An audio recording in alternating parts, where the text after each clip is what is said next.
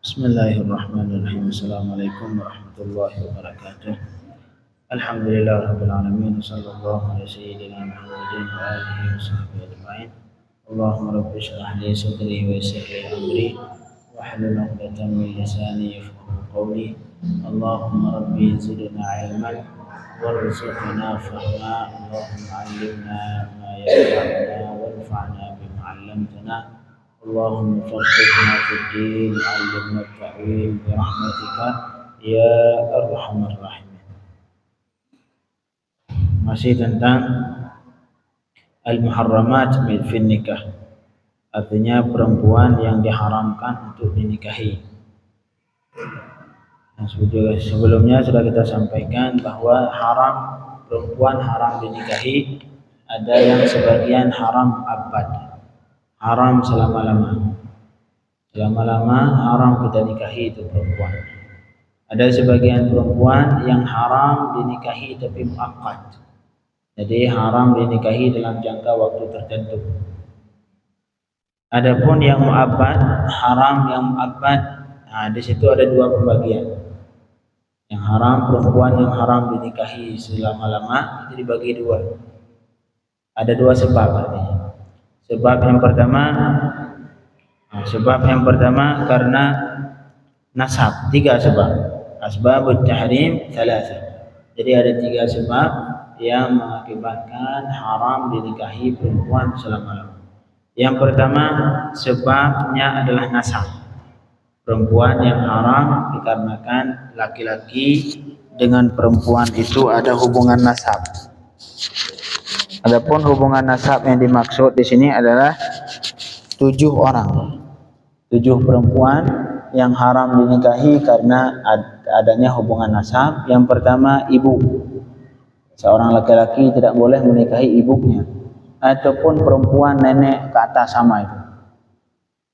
Kemudian yang kedua anak perempuan. Seorang tidak boleh menikahi anak perempuan atau cucunya yang perempuan. Semua itu keturunan ke bawah yang perempuan haram untuk dinikahi. Yang selanjutnya al-ukht, saudara perempuan haram kita nikahi. Saudara perempuan kita haram dinikahi. Begitu juga saudara perempuan, baik saudara kandung, saudara seibu, saudara sebapak, haram dinikahi. Yang selanjutnya anak perempuan dari saudara kita, ponakan ataupun anak-anaknya, cucu-cucunya, cucu dari kakak kita, semua itu haram keturunan, haram untuk dinikahi. Yang selanjutnya bintul ukhti, anak perempuan dari saudara perempuan kita. Kita punya saudara perempuan, dia itu punya anak perempuan ataupun cucu perempuan ataupun cucu-cucu perempuan, semua haram untuk dinikahi. Kemudian yang selanjutnya ammah, yang keenam ammah, paman. Paman, tante. Kalau paman. Kalau ini yang saudara perempuan dari bapak kita. Saudara perempuan dari bapak kita. Itu termasuk saudara perempuan dari kakek kita, sama. Kita punya kakek kita punya saudara perempuan juga sama. Kakek ke atas semua baik saudara bapak kita, saudara kakek kita, haram untuk dinikahi. Yang selanjutnya yang terakhir khalah. Ini yang dengan nasab. Khalah artinya saudara perempuan dari ibu. Kita punya ibu, ibu kita punya saudara perempuan, haram dinikahi. Begitu juga saudara perempuan dari nenek, semua haram untuk dinikahi. Ini haram muabbad, haram selama-lama. Tidak ada waktu tidak ada selang sama sekali yang sehingga dibolehkan untuk menikahi. Tidak diperbolehkan. Yang kedua, sebab yang kedua haram abad, haram selama-lama musaharah. Jadi perempuan yang haram dengan sebab ada hubungan perkawinan. Di sini ada 4 orang yang haram dengan sebab hubungan perkawinan. Yang tadi 7 orang karena nasab, karena hubungan darah. Yang sekarang hubungan perkawinan, 7 orang. 4 orang. Yang pertama zaujatul ab, istri dari bapak kita. Istri dari bapak. Bukan ibu kita ini. Kalau ibu sudah tadi. Ini istri lain. Jadi ibu tiri. Ibu tiri kita haram kita nikahi. Walaupun sudah diceraikan. Bapak kita sudah menceraikan itu ibu tiri kita. Bagi kita anaknya enggak boleh kita datangin untuk melamar, enggak boleh. Begitu istri bapak ataupun termasuk istri kakek. Kita punya kakek, istri kita kakek kita nikah 2 dari nenek tiri juga haram dinikahi. Yang kedua zaujatul ibni, istri dari anak laki-laki kita. Kita punya anak laki-laki, istrinya. Enggak boleh kita nikahi dengan istri anak. Walaupun sudah diceraikan. Anak kita sudah nikah sama perempuan kemudian dicerai. Itu perempuan enggak boleh kita nikahi walaupun sudah dicerai sama anak. Di sini haram kita nikahi walaupun dia cuma sekedar akad, belum dia gauli, belum ada hubungan sama sekali, belum terjadi hubungan. Hukumnya sudah semata-mata dia akad dengan seorang perempuan, maka kita sebagai bapaknya haram kita menikahi itu anak perempuan dari itu, istri dari anak, walaupun dia sudah mencerai. Anak kita sudah menceraikan itu istrinya, kita sebagai bapaknya boleh kita nikahi? Enggak boleh. Sudah. Tidak boleh menikahi istri dari anak pada anak, ataupun termasuk istri dari cucu. Kita punya cucu perempuan, istri dia tidak boleh dinikahi. La ilaha illallah. Kemudian yang selanjutnya anak perempuan istri, anak tiri. Istri kita pernah nikah dulu, sebelum nikah sama kita dia janda, sudah pernah nikah sama suami lain. Masya Allah, dia sudah punya anak sama suami lain. Kemudian baru nikah sama kita. Artinya anak tiri kita, anak tiri dari suami yang lain. Ini anak perempuan, anak tiri tidak boleh kita nikahi, nggak boleh dinikahi. Tapi khusus anak tiri, khusus anak tiri seperti dalam ayat di surah An-Nisa yang pernah kita baca sebelum kemarin.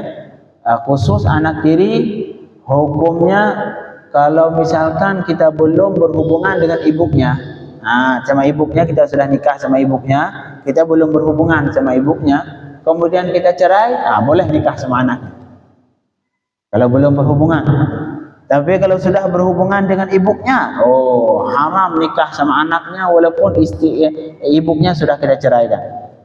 Kata Allah Subhanahu wa taala, "Wa rabaibukumul lati fi hujurikum min nisaikumul lati dakhaltum bihin." Dan anak-anak tiri kalian, kata Allah, haram kalian nikahi dari istri-istri kalian yang sudah kalian berhubungan. Tapi kalau ada berhubungan sama sekali, baru kita nikahi, belum apa-apa, pas pulang ke rumah, anaknya cantik, Masya Allah. Sudah kita cerai langsung ibunya. Kamu saya cerai. Besok lagi kita lamar anaknya, boleh? Boleh. Kalau belum berhubungan dengan ibunya, kemudian boleh kita ceraikan ibunya, nikah sama anaknya silahkan. Tapi kalau sudah berhubungan dengan ibunya, hari ini sudah Masya Allah, sudah tinggal sebulan, sudah serumah, sudah selesai. Besoknya setelah sebulan baru anaknya luar negeri pulang, cantik anaknya. Nggak boleh. Kita ceraikan ibunya, walaupun sudah kita ceraikan ibunya, anak yang tadi tidak boleh dinikahi lagi. Itu haram mu'abbad. Jadi khusus anak tiri haram mu'abbad jika kita sudah berhubungan dengan ibunya. Kalau belum, nanti haram mu'akkad. Kalau belum berhubungan dengan ibunya, haram mu'akkad.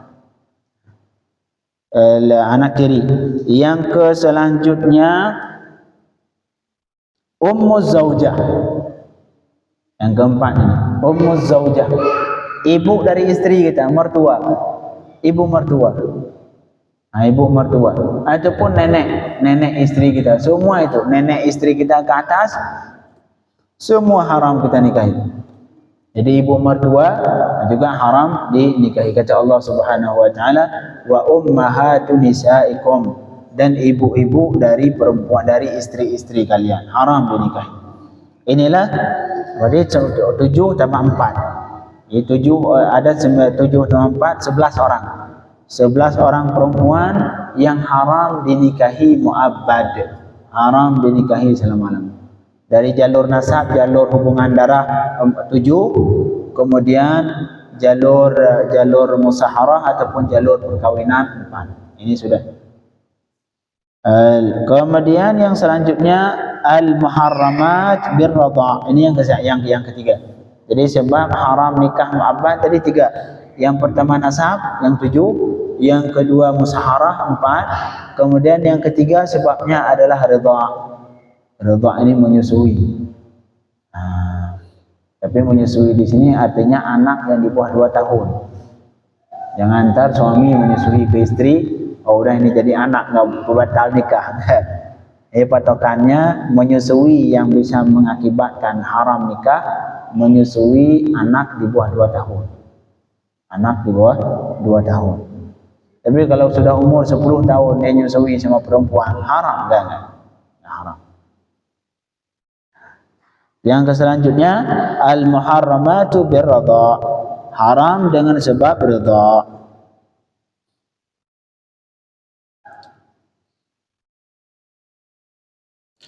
Sebenarnya yang haram dengan ridha' itulah mereka-mereka yang haram dengan nasab. Yang haram dengan hubungan darah. Jadi hubungan darah nasab dengan hubungan ridha' ini sama dalam pandangan syara'. Yang pertama yang 7 tadi misalkan ibu kandung, ibu yang jalur nasab, jalur darah saudara haram nikahi. Maka ibu ridha' juga haram. Kemudian kakak hubungan nasab, kakak senasab dengan kakak yang kakak ridha' juga haram. Kakak ridha' bagaimana bentuknya Ustaz? Kalau ibu ridha' jelas lah, ada seorang perempuan ngasih susu buat kita ketika kita kecil. Kita masih umur setahun, dia ngasih susu buat kita. Sudah kita jadi ibu ridha', haram kita nikahi. Saudara nasab, saudara ridha' gimana bentuknya? Dia punya anak, itu ibu ridha' kita punya anak. Ibu yang menyusui kita, dia punya anak perempuan. Punya anak perempuan, maka anak dia bagi kita itu adalah saudara ridha' namanya. Saudara ridha'. Juga haram kita nikahi saudara ridha'. Jadi semua yang 7 orang yang dinasab tadi yang haram dinikahi dengan sebab jalur nasab, maka 7 mereka itu juga haram dengan sebab jalur ridha'. Jadi ridha' yang dimaksud seperti tadi kita sampaikan, syaratnya yang pertama di bawah 2 tahun, di bawah 2 tahun. Yang kedua syaratnya minimal harus ridha' 5 kali. 5 kali. Minimal 5 kali. Kalau baru sekali, sudah. Ini enggak. 5 kali. 5 kali ridha'. Kalau di awal-awal Islam dulu, di permulaan Islam 10 kali. 10 kali. 10 radha'atin yuharrimna. Tapi kemudian dinasakh 10 kali menjadi 5 kali. 5 kali seorang perempuan ngasih susu 5 kali ke anak kecil di bawah 2 tahun, maka perempuan ini statusnya sebagai ibu bagi anak tadi, ibu ridha'. Haram dia nikahi, haram nikah dengan ibu. Maka perhatikan kalau ada ridha' harus kasih tahu. Pernah kejadian sebagian daerah, seorang perempuan pas dia susunya banyak. Ada sebagian perempuan subhanallah, dia nggak bisa ngedengar anak kecil bayi nangis. Siapapun bayi nangis diambil dikasih susu langsung. Besok didengar lagi diambil dikasih susu. Akhirnya sampai 5 kali. 5 kali sehingga ibu tadi berubah statusnya jadi ibu ridha'. Subhanallah. Apa yang terjadi? Ibu ini dia sampai ngeridha' ini anak bayi laki-laki, beliau juga ngeridha' anak orang lain yang perempuan. Subhanallah. Tiba-tiba apa yang terjadi? Ini anak perempuan sama ini anak laki besar. Kemudian mereka berhubungan mau nikah. Makanya seperti ini harus, kalau misalkan kita perempuan pernah ngasih susu anak kecil, anak bayi orang lain, catat, kasih tahu ke bapaknya. Ini saya tanggal sekian pernah ngasih susu untuk anak bapak, catat. Dengan tujuan supaya nanti karena anak ini sekarang statusnya jadi anak ibu ini. Jadi anak ibu ridha'. Kalau misalkan tiba-tiba antar besar, tiba-tiba anak ini suka ke anak beliau ini, oh nggak boleh nikah. Ini sering terjadi. Mungkin kalau di Indonesia jarang ngasih riba, tapi kalau di Arab sering. Di Arab ini kasih susu ke si A, kasih susu ke si B, ini masih bayi-bayi. Kemudian mereka besar mereka sekolah, selesai sekolah mau nikah, tiba-tiba ketemu, pengen nikah dia berdua. Baru kemudian ini yang seperti ini harus ibu tadi harus kasih tahu. Oh itu si fulan saya dulu pas dia kecil pernah kasih susu. Si fulan saya pernah kasih susu. Jangan nikah kalian berdua. Enggak sah nikah. Jadi perlu dicatat. Hal-hal seperti ini perlu dicatat. Karena enggak dicatat mereka nikah, sedangkan mereka nikahnya tidak sah, siapa yang tanggung jawab di hari kiamat? Tanggung jawab di hari kiamat yang menyembunyikan, termasuk ibu radha'ah. Al-muharramat bir-radha'ah. Jadi perempuan yang haram dengan sebab ar-radha'ah.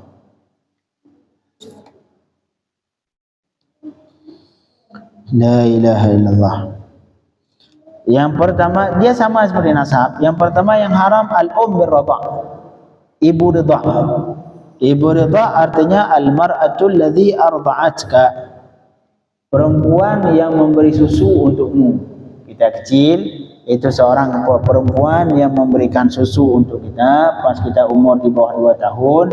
Itu jadi ibu ridha'ah. Enggak boleh kita nikahi. Termasuk ibu-ibunya. Kita punya ibu ridha'ah. Kemudian ibunya beliau itu, kakek neneknya beliau, semua haram kita nikahi. Semua haram. Ibu ridha'ah.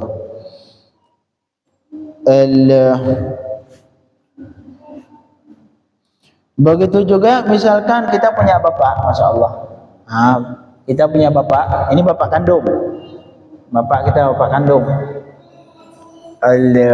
Beliau itu dulu ketika kecil ada ibu ridha'ah. Artinya itu siapa bagi kita? Nenek. Nenek bagi kita nenek. Enggak boleh kita nikahi perempuan yang pernah menyusui bapak kita. Enggak boleh. La ilaha illallah. Begitu juga tidak boleh kita nikahi ibu dari suami ibu ridha'ah kita. Masya Allah.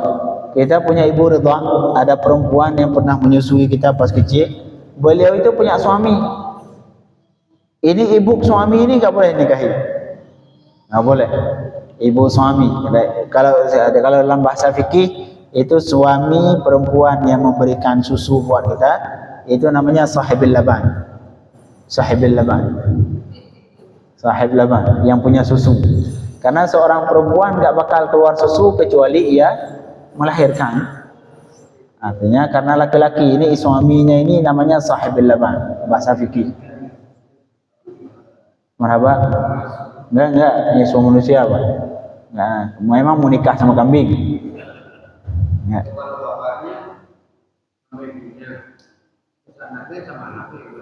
Marhaba. Bapaknya sama ibunya. Bapaknya sama anaknya juga.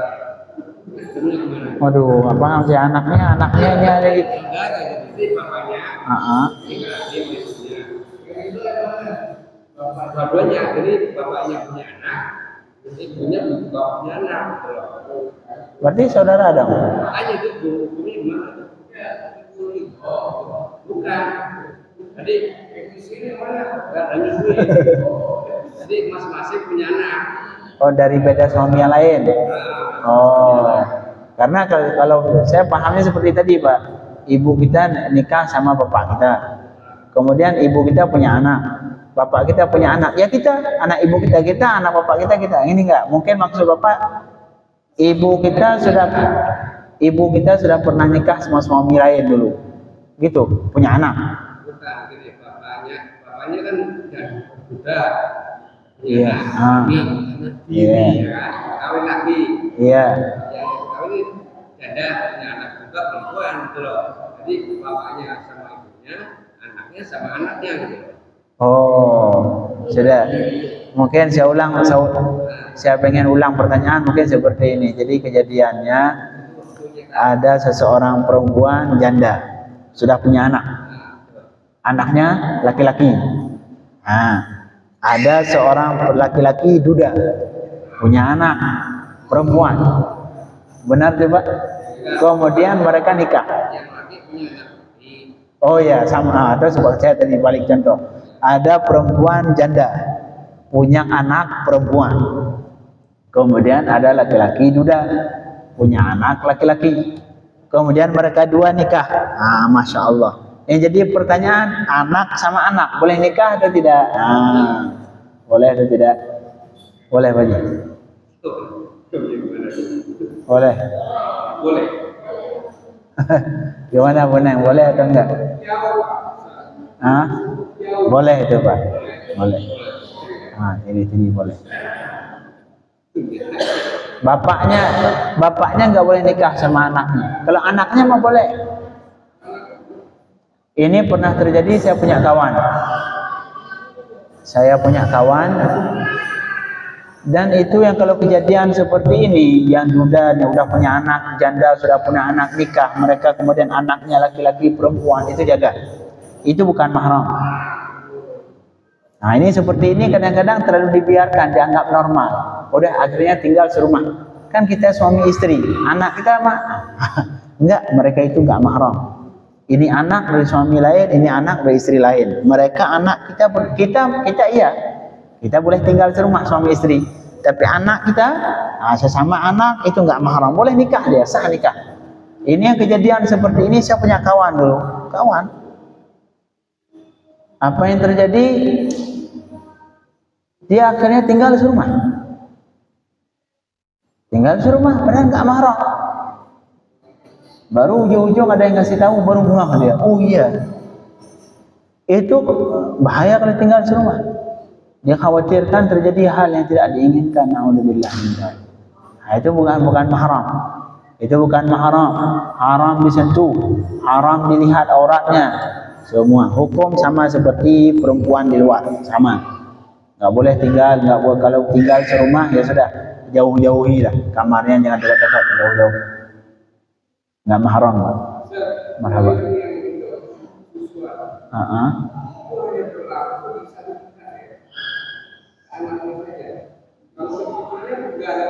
Ke cucu anaknya. Oh, ke anak dari anak redha. Entar enggak, ke anaknya berlaku entar. Berlaku juga. Contoh misalkan anak misalkan saya dulu pas kecil disusui sama ibu seorang perempuan. Kemudian saya besar. Saya nikah punya anak. Ini anak saya, bagi dia nenek. Nenek redha.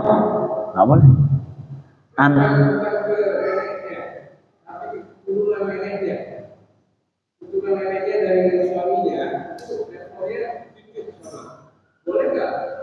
oh, ntar itu berlaku hukum saudara redha. Kalau setingkat saudara redha. Iya. Oh, ke cucu dari ibu tadi. Itu ntar bintul bintul akh. Kan tadi jadi saudara redha. Jadi saudara redha, anak saudara redha. Nah, itu kan anak saudara redha yang lahir sama kita baca. Nah, jadi yang pertama umur redha. Ini anak umur redha, perempuan yang menyusui kita pas. Tapi syaratnya nih ya. Syarat redha yang dimaksud ketika bayi umur di bawah 2 tahun. Bukan udah besar nggak berlaku. Ya, minimum 5 kali. 5 kali. Jadi termasuk ibu dari sahibil laban haram kita nikahi. Sahib laban itulah suami ibu redha gitu. Suaminya sahibil laban, ibunya enggak boleh dinikahi. Kata Allah Subhanahu wa taala, wa ummahatukum allati arda'nakum. Kemudian yang kedua yang haram dengan sebab redha, ukhtu redha, saudara redha, saudara perempuan. Makna saudara redha huwa hiya allati rada'at rada'at min ummiha. Saudara redha adalah saudara yang menyusu dari ibunya.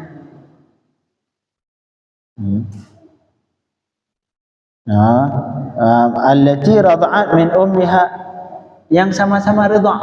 Ini ada perempuan, kita susu di sini, ada perempuan lain susu di sini. Itu saudara ridha. Ataupun radha'at min ummika, termasuk perempuan yang menyusu sama ibu kita. Nah, perempuan lain nyusu sama ibu kita, maka dia itu saudara ridha. Atau radha'ata anta wa hiya min imra'atin wahidah. Ataupun engkau susu sama itu perempuan dari seperempuan yang sama yang tadi. Kita ridha di sini, dia ridha di sini juga. Sama. Yang terakhir au radha'at min labani abika. Radha'at min labani abika. Kita punya bapak kita punya istri, bukan ibu kita, istri lain. Bapak kita punya istri lain, bukan ibu kita. Kemudian itu perempuan, anak bayi perempuan tadi susu sama istri bapak kita. Itu siapa itu? Saudara kita, saudara sebapak. Saudara sebapak. Iya, saudara sebapak, beda ibu. Karena dia ridha sama istri bapak. Cuma jarang terjadi ridha di Indonesia, jarang.